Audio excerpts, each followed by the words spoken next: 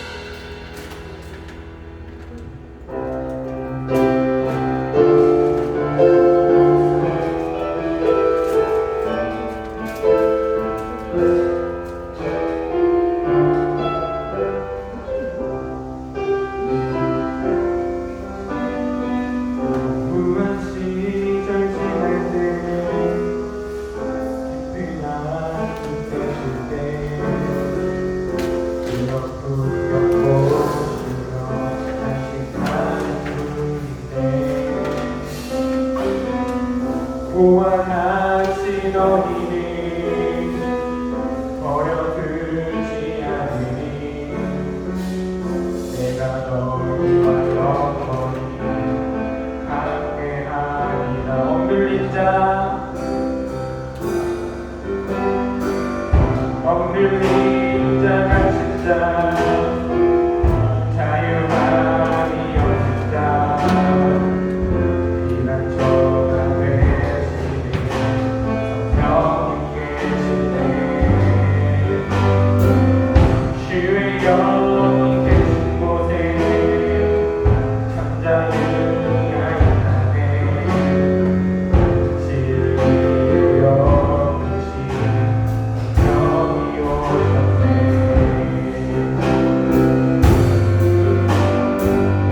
성령이 오셨네.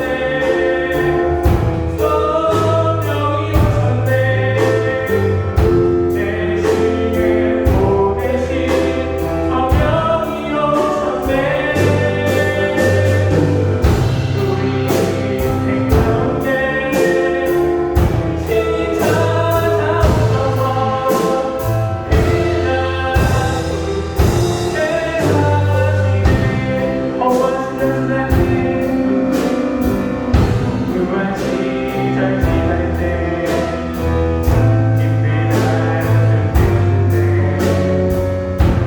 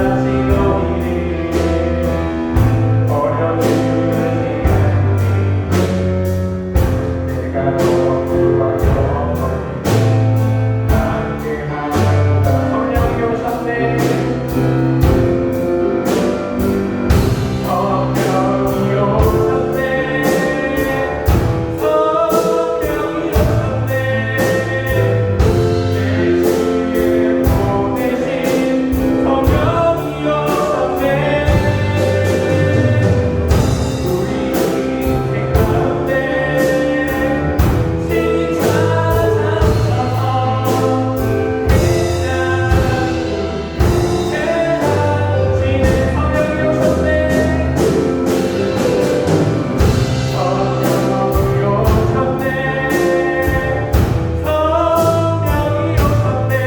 내 시에 보내신 성령이 오셨네. 우리 인생 가운데 신이 찾아오셔서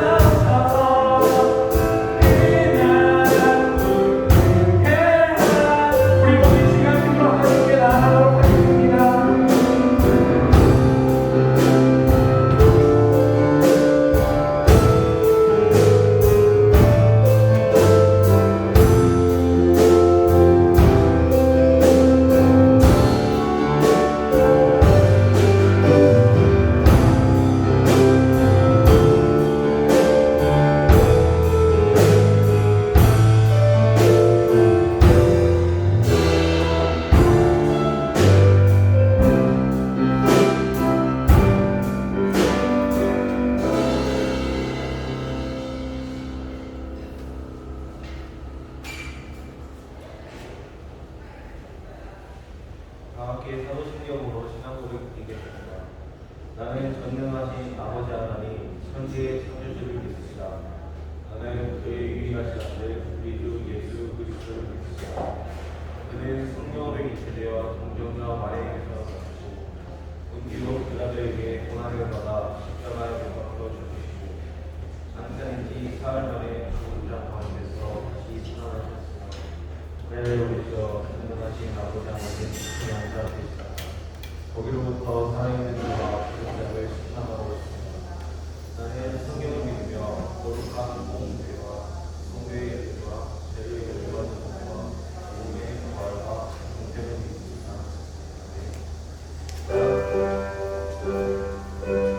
우리 찬송가 202장 드리겠습니다.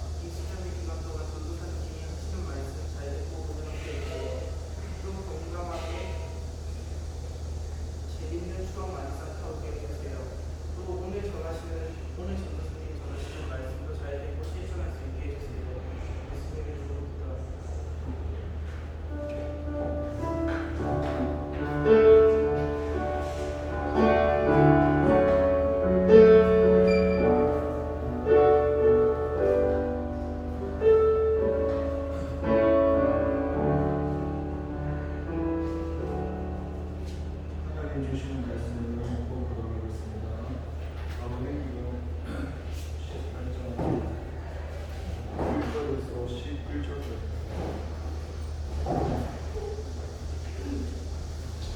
신약성경 218쪽에 있습니다.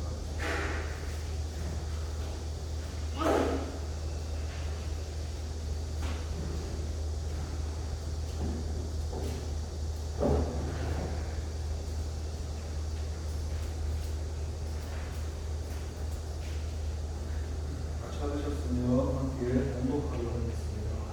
그 후에 바울이 아덴을 떠나 고린도에 이르러 아고라라는 동거에 있으면 그들이 이 사람을 바울과 고린도 유대인들을 향하여 로마에서 떠나라 하고 그가 그 안에 부르스기려와 함께 달리어부터 세워오지라 바울이 그들에게로 가매 생업이 고탱으로 함께 살며 일을 하니 그 생업은 천막을 만드는 것이로다. 안식일마다 바울이 회당에서 방문하고 유대인과 헬라인에게 권면하다가 실과와 고대와 거기로부터 내려오매 바울이 하나님의 말씀에 붙어 유대인들에게 예수님 그리스도라 밝히 증언하니 그들이 대적하여 비방하거늘 바울이 옷을 벗으면서 이르되 너희 비방은 너희로 돌아갈 것이요 나는 깨끗하니라. 유대인을 이방이 되기로 가라 하고 거기서 옮겨 하나님을 경외하는 뒤로 유스도라는 사람의 집에 들어가니 그 집은 회당 옆이라. 또 회당장 그리스도가 온 지방과 더불어 주를 믿으며 수많은 고린도 사람도 거기도 세례를 받더라. 아내 주께서 환상 가운데 바울에게서 말씀하시되 두려워하지 말며 신동하지 말고 말하라. 내가 너와 함께 있음에 어떤 사람도 너를 대적하여 괴롭게 하지 없을 것이니 이날 성도 중에 내 백성이 많으리라 하시더라. 내 육교를 넘겨 그들 가운데서 하나님의 말씀을 가르치니라. 기도하겠습니다. 하나님 아버지 감사합니다. 하나님 우리를 사랑하셔서 그렇게 귀한 말씀 주셨습니다. 이 시간 이 말씀으로 은혜를 나누려고 합니다. 성령 하나님 이 시간 말씀해 주시고 우리 안에 생명으로 역사하여 주시옵소서. 감사드리고 예수님의 이름으로 기도를 드립니다. 할렐루야. 반갑습니다. 성부 성자 성령 삼위일체 하나님을 믿고 찬양합니다. 오늘 1절과 2절에 보면은 만나는 이루어지는데 바울과 부르스길라 아굴라 부부를 만나는 장면이 나옵니다. 지금 18절 1절에 그 부라는 것은 사도 바울이 아덴에서 아레오파와 설교 이후에 그 부를 말하는 거고 그 아덴을 떠나서 이제 고린도에 이르게 되었는데 지금 이 사도 바울이 아덴에서 떠나서 고린도에 이르는 시점을 보면은 이 아덴에서 복음 전하는 사역을 했을 때 성과가 그렇게 많지 않았습니다. 많은 설교를 했는데도 믿는 사람이 많지 않았고 쉽게 말하면 일이 잘 되지 않았습니다. 일이 잘 되지 않고 그렇게 힘든 가운데 이 사도 바울은 지금 고린도로 내려온 상황이었고 2절에 보면은 이 아골라 부르스길의 부분인데요. 이 사람들도 원래 이 고린도에 있던 사람이 아니라 이 사람들은 원래 로마에 거주하던 유대인들이었는데 그 당시 기억 2절에 보면 블라우디오 이 황제거든요. 이 사람들이 그 유대인들 로마 복회에서 유대인들을 추방하는 전쟁을 내렸습니다. 그 이유가 뭐냐면 이 유대인들이 쉽게 말해서 로마를 호랑스럽게 한다라는 그런 것 때문에 이 황제가 그렇게 유대인들을 추방했던 거죠. 그래서 이 부르스길라와 아굴라도 로마에 그 당시 살고 있었지만 어쩔 수 없이 고린도로 오게 되었던 겁니다. 근데 우리가 이제 세상적으로 보게 되면 어떻게 보면은 꼭 실패한 사람들처럼 떠나가는 모습 같지만 하나님께서는 이 바울과 부르스길라 아굴라 부부를 만나게 하셔서 이게 실패한 만남이 아니라 하나님 안에서는 이 실패가 성공의 만남 바꾸어 가십니다. 하나님은 이들을 또 귀하게 쓰셔가지고 개인적으로는 이들의 영광스러운 삶을 살게 하셨고 그리고 천국을 위해서 풍성한 열매를 맺게 하셨는데 사도 바울은 이 국주의 모험으로 인해 가지고 고린도에서 교회를 세우게 되고 그리고 서방 선교에 든든한 기지를 구축하게 됩니다. 부르스길라 아굴라 보고 역시 이 사람도 평신도로서 이 평신도 사역자로서의 이 선교 사역의 공을 세우는 일꾼으로 성장하게 됩니다. 그래서 우리가 이런 이들의 만남을 보면서 하나님 안에서 실패라는 것이 실패가 아니라 더 큰 영광과 승복의 시작이라는 것을 알게 됩니다. 오늘날 우리도 마찬가지로 하나님의 말씀에 충실하게 살아간다면 그 어떤 실패하고나도 유할 필요가 없고 왜냐하면 하나님께서 건축자이시고 그렇게 세워서 사용하실 것이기 때문에 그 믿음 가운데 나가야 한다는 사실을 다시 한번 깨달을 수 있습니다. 그리고 1절을 다시 보시니까 그 이유가 아덴의 아레오바고 설교 이유라고 말씀했던 것처럼 단순히 이 사도 바울이 아덴을 떠났더라고 지금 기록되어 있지만은 우리에게는 이게 굉장히 중요한 도움을 주는 것이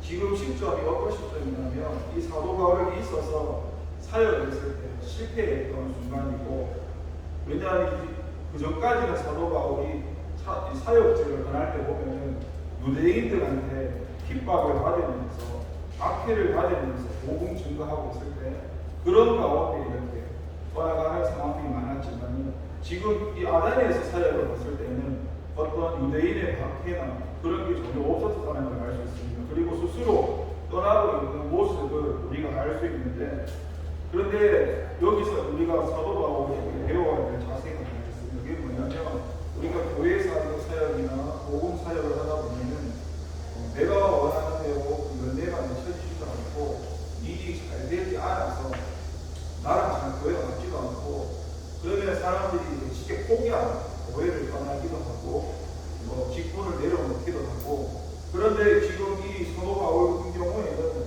실패라고 되는 상황이지만은 그 사람들이 이 사람이 고린도에 가서도 그 방향을 주님께 나가면서 끊임없이 그 방향은 주님의 복음을 전하는 일에 힘썼다는 것입니다. 그래서 우리도 마찬가지로 당장에 나에게 어떤 보이는 열매가 맺혀지지 않는다고 해서 내가 그것을 실패했을 거라 생각하지 않아도 되고 그 방향만 주님께 대한 방향만 하다 보면 하나님께서 이루실 거라시는 것이죠. 그리고 예전에 어떤 그 다른 어느 나라인지 기억이 안 나는데 어떤 목사님이 열심히 복음을 전하셨는데 열매가 한 사람도 안 맺혀가지고 사람들이 볼 때는 그 사람은 실패한 목회자라고 평가했던 게 있습니다.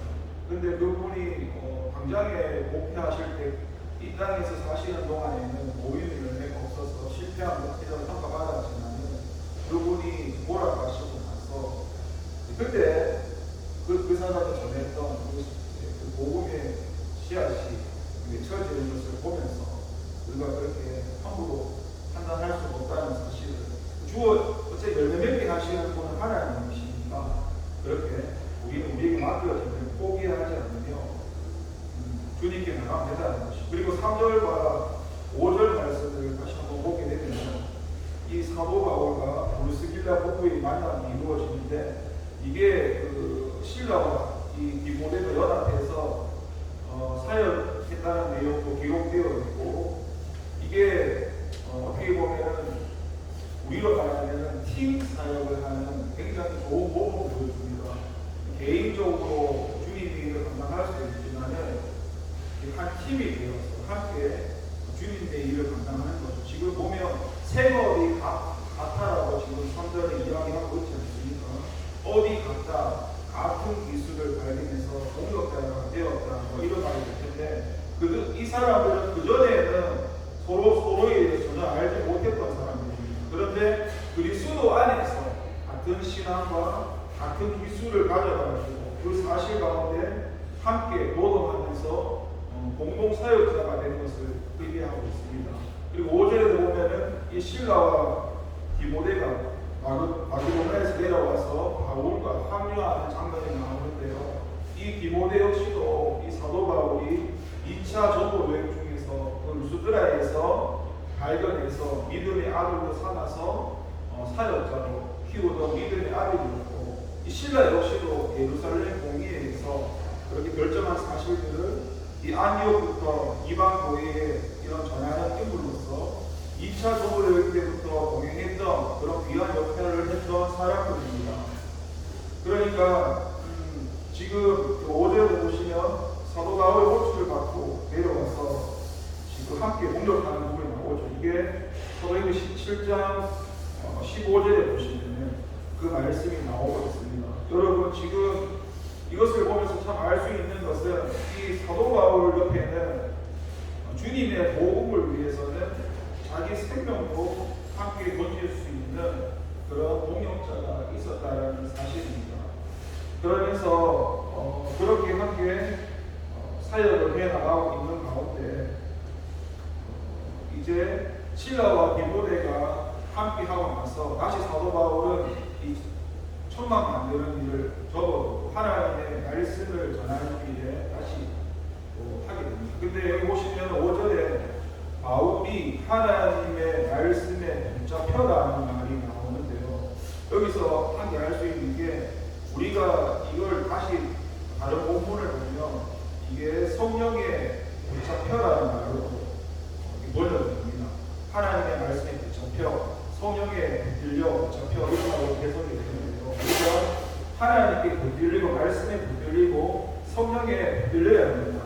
왜냐하면 이 사도 바울이 아덴에서 사역할 때 이 시행착오를 했던 게 뭐냐면 이 사람이 아덴에서 열심히 복음을 전하고 설교하고 가르쳤는데 문제는 그 아덴에서는 물론 그 아덴 사람들의 지적인 로마도 있었겠지만 사도 바울도 어떤 잘못을 했냐면 사도 바울은 이 헬라 철학에 되게 의지하고 의존했던 겁니다. 그러니까 주님께 붙들려서 설교하고 주님께 붙들려서 말씀을 전하는 게 아니라 자신의 언변, 지식, 지혜 그런 것을 의지하면서 복음을 전했던 것이고, 그런데 지금 고린도 교회 와서는 지금 5절의 말씀처럼 하나님 말씀에 붙잡혀서 성령에 붙들려서 그렇게 주님의 복음을 전하고 있다는 겁니다.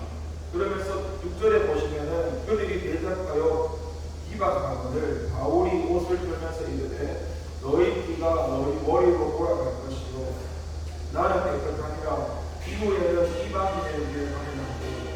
지금 이 6절 말씀이 우리가 복음을 전할 때 이게 조금 어려운 내용인데 이게 저 역시도요 지금 이 6절 말씀을 보면서 생각나는 게 있는데 거기 에스겔서 말씀을 보면 하나님께서 이 말씀을 주님께서 말씀하실 때 전하라 이야기하시거든요. 그러니까 근데 그거를 안 전하면은 쉽게 말해서 내가 전하지 않아서 그 사람이 잘못되었을 때, 그러니까 내가 사람 묵시고 사람 기준 따라서 저 사람이 상처받으면 어떡하지, 온갖 별의별 생각에 하나님의 말씀에 순종하지 않고 내가 그냥 묵인해버리면 만약에 저 사람이 잘못되게 되었을 때, 내가 하나님 앞에 서게 되었을 때 저 사람이 잘못된 것을 거기에 대가를 하나님이 나한테 그걸 물으시겠다는 말씀이 에스겔서에 나오는데요. 이게 무슨 말이냐면 제가 예수님 믿은 지 얼마 안 되었는데 하나님께서 시행착오를 했던 겁니다. 첫 번째는 목사님한테 가서 말씀을 전하라는 게 있었습니다. 어떻게 전하냐면 담임 목사님한테 가서 당신은 가짜라고 이야기하겠습니다. 여러분 담임 목사님한테 가서 가짜라고 이야기해 주시는 거 못할걸요. 근데 저도 이게 처음에 사단의 문성이라 생각했는데 하나님께서 이 말씀 듣고 제가 목사님과 전하는 게 뭐가 있겠습니까? 그거 하나님은 전하라 하는 거예요. 저는 순종해서 전했습니다. 그래서 그걸 목사님 기분나쁘게 생각하지 마시고 죄송한데 이런 제가 응답을 받아서 감동을 받아서 하나님께서 죄송한데 목사님이 가짜라고 하시니까 해결하시라고 하십니다. 이거는 제 감정을 넣어서 전하는 게 아니에요. 이해되시고 그냥 즉각 순종해 목사님의 감정이 있어서 전하는 게 아니라 전한 거예요. 이거는 제가 올바른 순종이 맞고, 두 번째 제가 시행착오를 된 것은 예수님을 믿었는데 교회 다니는 사람이 가장 잘 모르는 게 뭐냐면 이 육신이라는 단어를 잘 모릅니다. 육신이라는 게 나와 똑같은 거예요. 이거를 제가 7년 동안 이야기했는데 사람들이 못 알아서 사회가 화가 나서 못 알아서 하나님 처럼 필요하니까 그거는 하나님이 제가 인고를 안 받고 좀 북한에서 그냥 내가 좀 그 성질 가운데 속마저 있었어요. 그냥 세상적으로 말하면 노고했겠지만 예수님이 노고는 아니잖아요. 답답한 마음에 뭐라라고 짜증이 나가지고 그냥 그렇게 말하는 적도 있습니다. 근데 그거는 제가 그 사람이 뭐라를 하더라도 내가 하나님 인고를 받고 나처럼 어떤 말을 좀 했어야 되는데 내가 답답한 가운데 전했던 거죠. 그러니까 어떻게 전했냐면 또 화가면서 당신이 지금 60의 시간이라고 60이나 이 사람 60은 뭐라 어떻게 했냐면 당신 가짜라고 이렇게 얘기했어요. 이 사람이 화가 확 나는 거예요. 왜냐면 평생을 예수를 믿었는데 내가 이 사람 보고 가짜라고 얘기하니까 이제 세상으로 나눠 보라고. 마찬가지로 지금 이 말씀도 이 사도 바울이 어떤 이 사람들한테 어떤 적대가 아니라 개인 감정이 있어서 전하는 게 아니에요. 이해되시나요? 이 사람은 이 지금 너희 피가 너희 머리로 돌아갈 것이요 나는 깨끗하니라.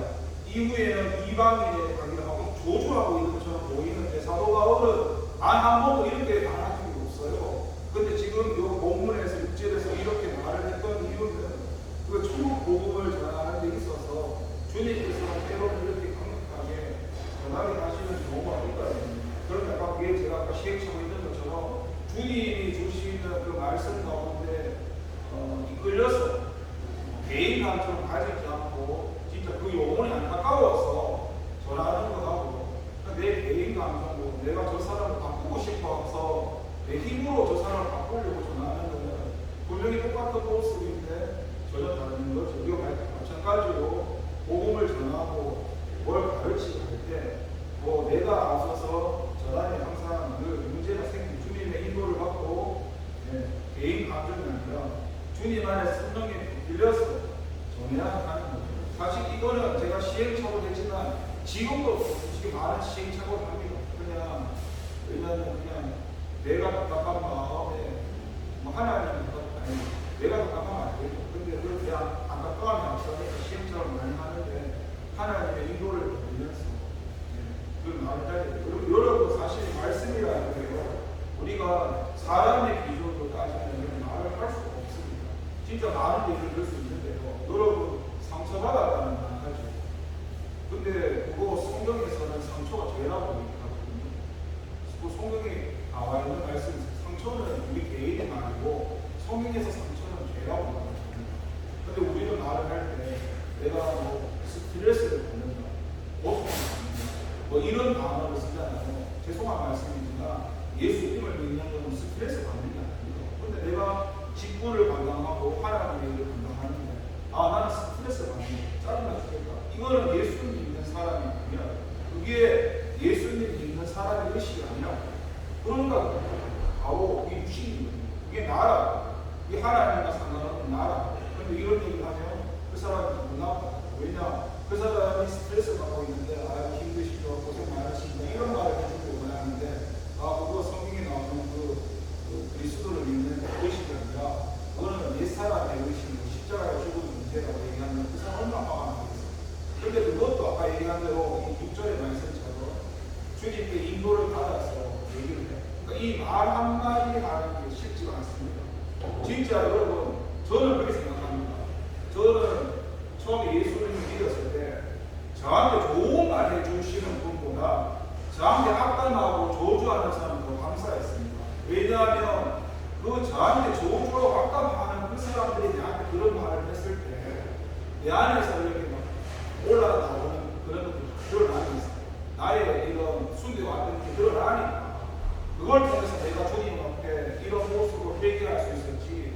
아이고 잘하고 있습니다.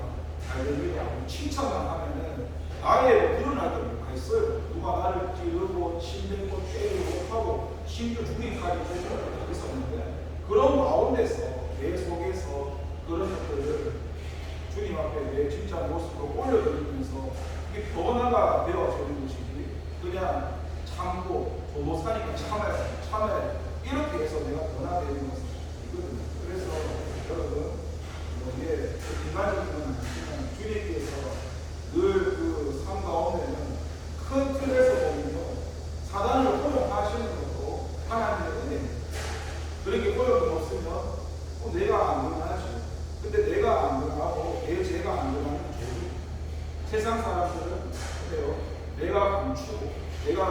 괜찮은 사람이에요. 내 껍데기만 보면서 살잖아요. 그 보면 저 사람 괜찮아요. 근데 주님이 있는 그런 게 있거든요.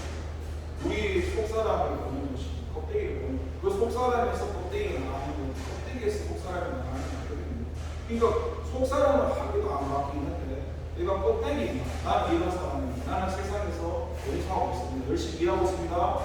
뭐 기부하고 있습니다. 그거는 내 껍데기 속사람에서 나가는 게 아니라 그렇게 그게 서울 세상 기준입니다. 그러니까 그게 육신이라고 안 하면 이 교회 다니는 사람 화가 시기로 그 존재가 나를 사로잡고 있는 가짜, 거짓말, 가짜 그렇게 신앙생활하는 게 전부 생활이에요. 그러니까 그렇게 사는 게 전부 내가 주인 되어 사는 사람이에요. 그래서 그거를 해결하다 보면 머리에 시비로 솟아서 화가 나죠.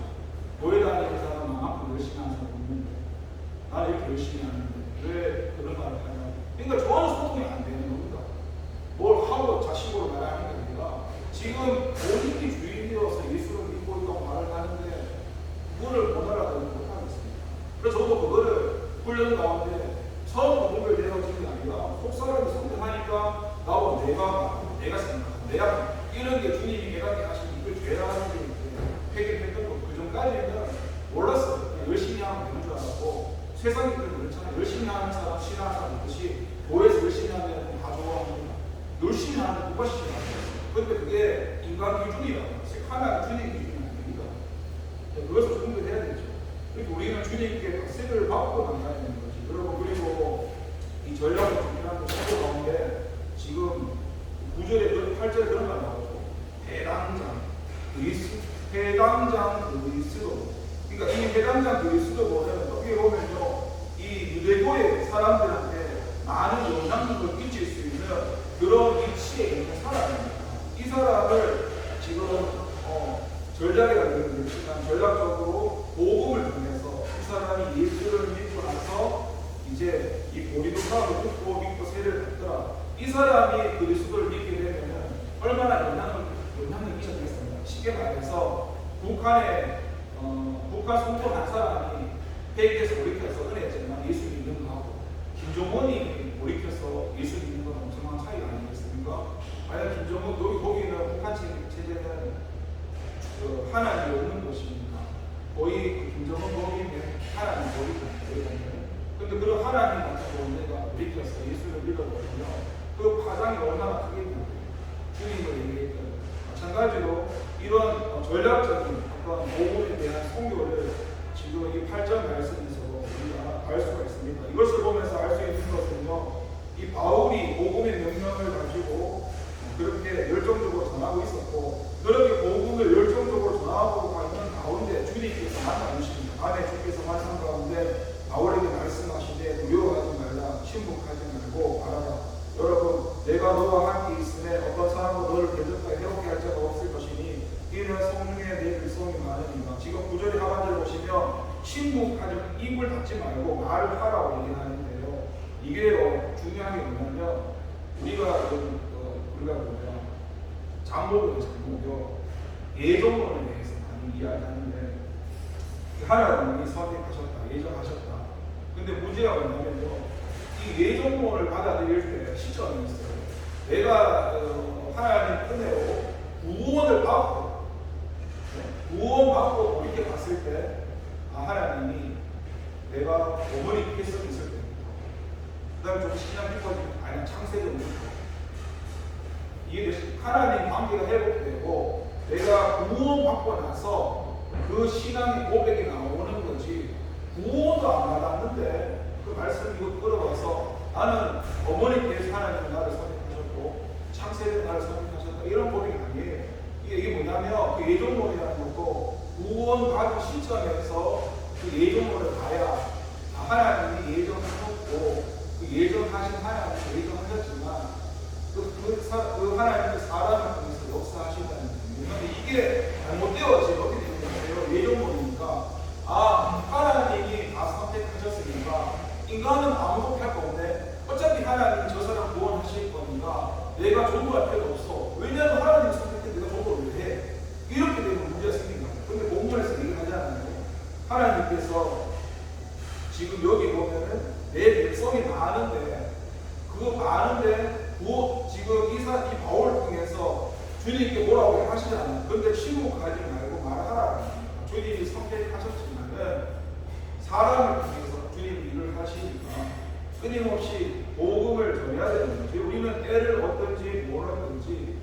가서 말을 해야 되는 거예요. 그 사람이 갔든 안 갔든 그거는 뭐 하나님께서 사실 일이고. 그런데 어떤 사람들은 그냥 이거를 예정론을 가지고 와서 사과나무 밑에서 입을 딱 벌리고 있으면 입만 벌리고 있으면은 사과나무가 떨어질 것이다. 이거는 잘못된 거예요. 하나님은 그렇게 가르치거든요. 그 자유의지가 있으면 내가 도구를 가지고 와서 사과나무를 깔 수도 있고 내가 사과나무에 올라가서 나무를 깔 수 있는데 왜 계속 입 벌리고 있어야 돼요? 이게 뭐냐면 내가 기도하면은 안 된다. 그러니까 내가 소리 지르고 몇 시간씩 기도하는 겁니다. 근데 본인이 자기 만족에 나는 10시간 기도했어. 이쪽 하면 괜찮겠어. 나가는 거예요. 그래서 나가서는 기도 방법대로 순종을 하지 않습니다. 그냥 또 기도합니다. 10시간 땀 흘리고 혼자만 기도합니다. 근데 거기서 만족하는 거예요. 기도했으면은 나가서 순종하고 실천을 해야죠. 근데 기도만 하고 하나님 따라서 하시는 안 해. 그게 잘못된 거죠. 그러니까 여러분 이런 예정론과 자유의지를 잘 해야 돼요. 자유의지가 세 가지 있거든요. 전국에서 처음에 에덴 동산의 자유의지, 죄가 있기 전에 죄가 모든 자유의지. 그때는 죄가 없잖아요. 그 자유의지 가운데. 근데 타락한 자유의지. 그 선악과를 따먹고 나서 행동하는 모든 게 다 죄인 거예요. 그거 참 선악이 됐어요. 그냥 예수님을 통한 자유의지. 예수님 통해서 자유의지가 회복되는 거거든요. 자유의지가 회복되어가는 것은 그 전에 자유의지는 모든 게 다 죄인데 예수님을 통해서 그 자유의지를 하나님을 선택할 수 있는 자유의지, 하나님을 선택하지 않는 자유의지가 내한테 있는 것이죠. 그런데 그거를 내가 뭐 하나님을 로봇처럼 만드는 건 아닌데 그 하나님을 선택하는 거 안 하고 내 자유를 선택해야 되는데 그 사람들은 자기가 선택을 다 해놓고 어떻게 말하는지 아세요? 하나님이 이렇게 했는데 자기가 선택했잖아요. 하나님이 이렇게 했는데 그러니까 문제가 되는 거예요. 그래서 그 창세기에 자기가 나오고는 하나님 나오게 했잖아요. 하나님이 좀 여자 만들어서 행시켰잖아요. 이런 식으로 합리화를 하거든요. 그러니까 그 자유의지는 우리가 주님이 회복해 주셨을 때 내가 뭐 말씀을 생각나게 하면 그 말씀으로 따라가면 되는 거예요. 그 자유의지를 내가 선택하는 거예요. 그러면서 지금 하나님께서 5절 10절에 쉽게 말하면 내가 너와 함께 있다. 이게 한번 임마누엘 하나님이죠. 내가 너와 함께 하신다. 그런 임마누엘 하나님을 모습을 보여주는 것이죠. 여러분 이 성중에 내 백성이 많다. 이 말이 이 사도 바울에게는 굉장히 힘을 줄 수가 있어요. 왜냐하면 아덴에서는 열심히 설교하고 복음 전하는데 자기 지식과 자기 언변, 자기 철학, 내가 배운 걸 가지고 다 얘기하는데 믿는 사람이 몇 명이 안 일어나니까 절망하거든요. 힘들거든요. 그래서 아덴을 떠나서 본도에 왔거든요. 근데 본도에 왔는데 그걸 다 내려놨어. 내 지식도 내려놓고 내 언변 내려놓고 내 설교 내려놓고 그러니까 주님이 다 맡기고 주님이 들려서 내가 말 안 하고 주님이 역사를 하는 겁니다. 그러면서 보세요. 이 성중에 내 백성이 많으면 어떨까요?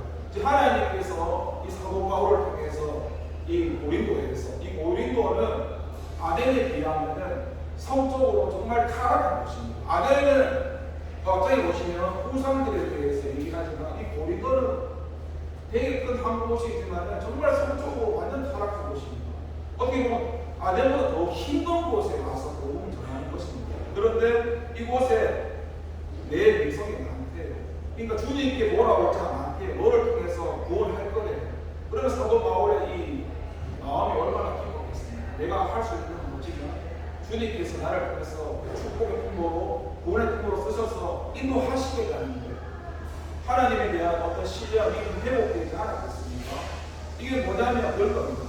쉽게 말해서 우리가 복음을 전하잖아요. 절망합니다. 왜 절망하냐면 저도 처음에 그랬더니 아무리 전하는 게 한 번도 안 됐더라고요. 처음에 진짜 계속 예수님 믿음 축복합니다. 하나님이 살아계십니다. 길가에서 계속 전하는 한 번도 안 믿는 속에서 들어가는 하나님 어떻게 한 사람도 안 믿을 수가 있습니까? 어떻게 이럴 수가 있습니까? 기도를 하고 있습니다.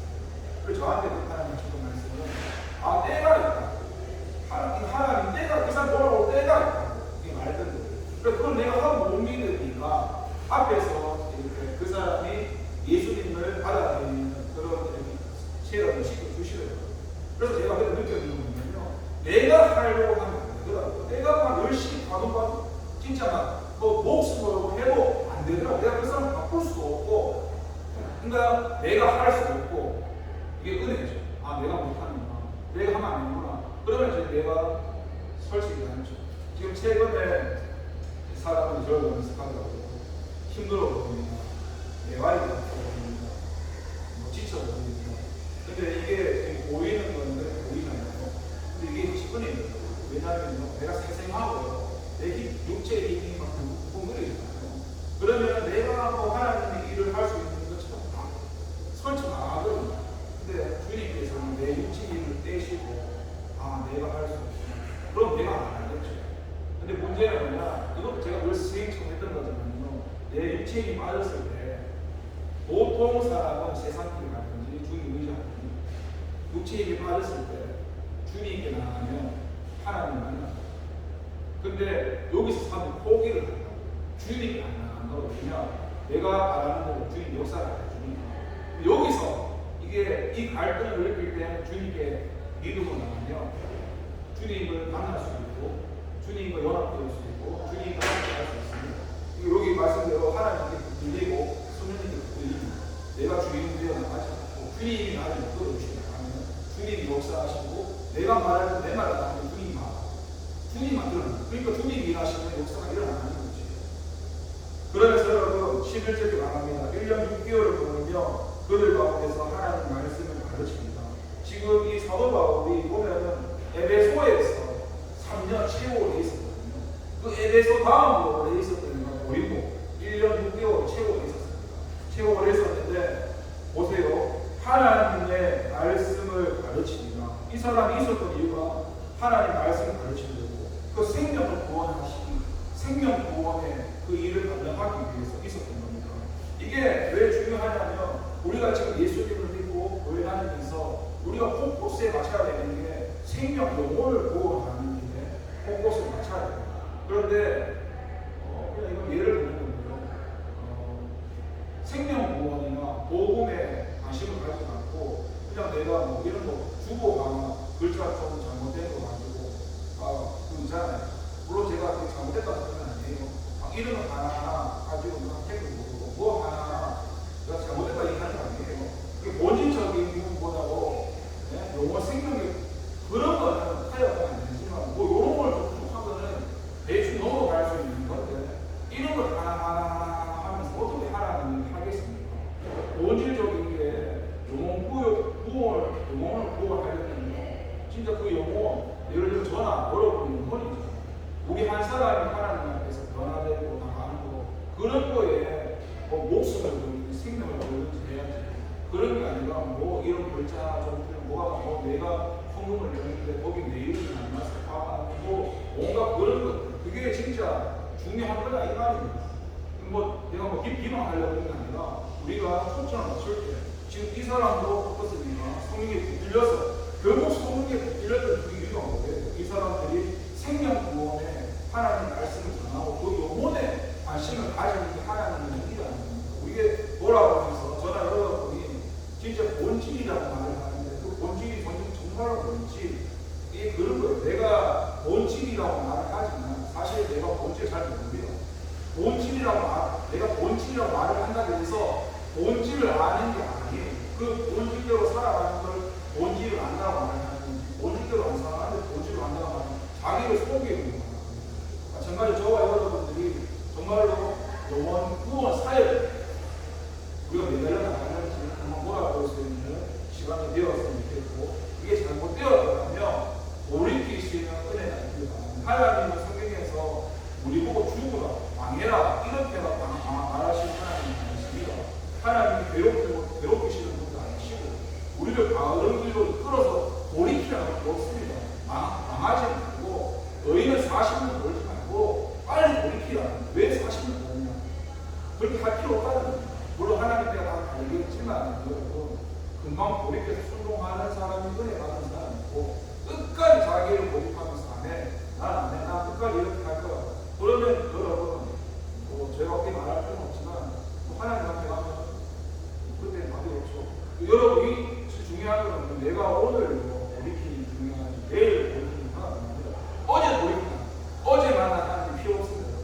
하나님은 오늘 지금 만나야지 10년 전에 한 달 전에 어제 그 옛날 사람 너는 저 옛사람이겠어.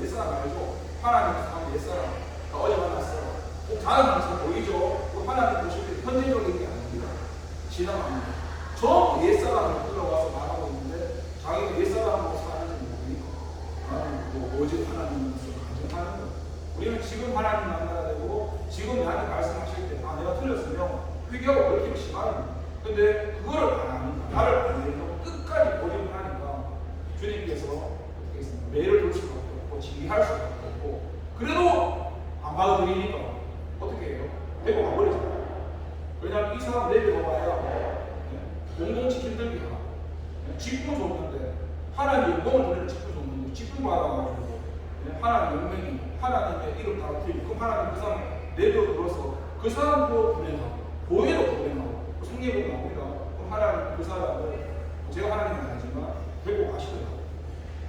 근데 우리는 그렇게 쓰임받으면 안 되겠죠. 우리는 하나님의 자녀니까 하나님 주신 직분도 하나님의 성격이라고 했으니까 하나님 뜻대로 성격해야지 내 뜻대로 성격이 안 된다는 것이 기도하겠습니다. 하나님 아버지 감사합니다. 오늘 하나님께서 사도 바울을 통해서 아덴에서 고린도로 오셔서 두루스길라와 아굴라 누구를 만나 가셔서 정말 실패한 만남 같지만 그 실패한 만남이 아니라 하나님 안에서 만나 가셔서 고린도의 교회를 세우게 하시고 그렇게 전도와 선교의 열매를 맺어가시는 그런 모습을 우리에게 보여줍니다. 하나님 우리는 당장에 내가 복음을 위해서 주님 일을 하는 열매가 없어서 좌절합니다. 왜 한 명도 예수님 안 믿지? 왜 안 돌아오지? 절망하지만 그렇지만 하나님 그 가운데 역사하셔서 내 힘과 힘으로 되는 것이 아니라 성령님께서 부들렸을 때 주님이 일을 하시는구나. 주님이 일을 하시는구나. 이렇게 우리에게 깨워줘 주시며 그러면서 우리에게 말씀하기를 침묵하지 말고 나가서 전하라고 합니다. 마찬가지로 이 창원에 우리는 알지 못하지만 주님이 선택하신 많은 사람들이 있을 겁니다. 그런데 선택하셨겠지만 그냥 내버려 두는 게 아니라 먼저 믿은 우리를 통해서 우리의 입을 통해서 그들을 주님께 돌아오게 합니다. 하나님 그리고 기억하게 하시고 우리가 모든 것이 이 사도 바울이 하나님 말씀을 가르치기 위해서 그 목적이 생명을 구원하는 것에 거기에 포커스를 맞춰서 자기의 삶을 1년 6개월 동안 고린도 교회에서 있었던 것이지 다른 것에 관심이 없었습니다. 오직 예수님을 전하는 그 목적이 생명 구원을 있었다는 것을 사실을 깨달으면서 우리가 지금 존재하고 살아가는 그 모든 이유도 우리가 예수님을 전하는 그 모든 이유도 주님께서 원하시는 생명 구원 내 자신을 비롯해서 내 주변 사람을 비롯해서 이 참 모든 일대에 많은 영혼 구원들이 주님께 돌아와서 변화되기를 바라는 주님의 그 심정 마음인 것입니다. 그래서 6절의 말씀처럼 사람 기준에서 눈치 보일 것이 아니라 물론 내가 주님보다 앞서서 남을 바꾸려고 하나님의 말씀을 가르치면 잘못된 거지만 주님께서 전하라고 한다면 그 사람이 상처를 받지 않든 거기에 연연하지 않고 주님이 말하라 하면 말을 해야 하는 겁니다. 그렇게 말하지 않으면 주님 앞에 갔을 때 그 책임을 우리한테 물으신다고 주님 말씀했습니다. 이것을 시행착오 가운데 분별해서 이것을 이용하는 것이 아니라 주님의 심정으로 주님과 만나서 주님께 끌려서 그런 말씀도 전하고 선포하고 갈 수 있는 저희가 될 수 있도록 도와주시옵소서. 예수님의 이름으로 기도를 드립니다. 공원처럼 하겠습니다. 50장 2절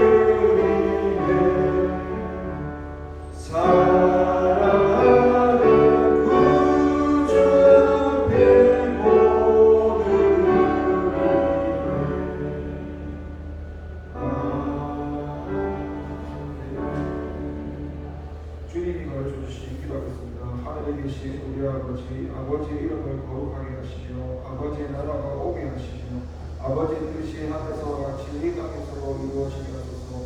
오늘 우리에게 일용할 양식을 주시고 우리가 우리에게 잘못한 사람을 용서하지 못할지 우리 죄를 용서해 주시고 우리를 시험에 빠지지 않게 하시고 악에서 구하소서. 나라와 권능과 영광이 영원히 아버지의 것입니다.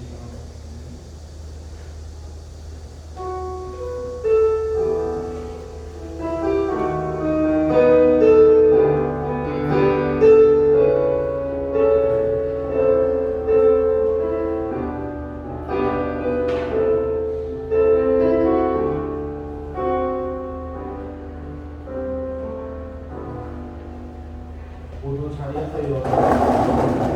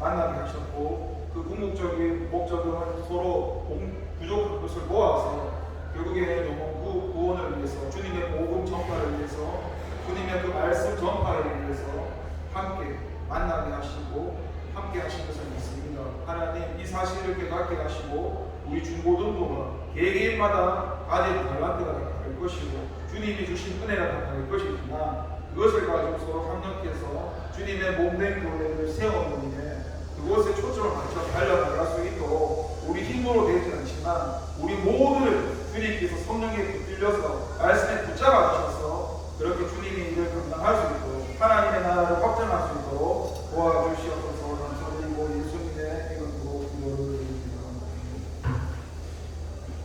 이것은 없고요. 주변에 기도해 주시고 공부하고 잠시만요. 생일자가 있는데요. 공개 학생 잠시만 나와주시고요.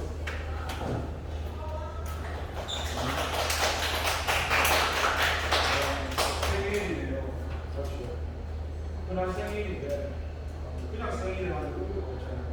그냥 생일이라고 하고 하나님 감사를 생각하고 생일을 감사를 생각하겠습니다. 그냥 하나님 보고 계시구나. 생일이니까 말씀하십시오. 하나님 감사합니다.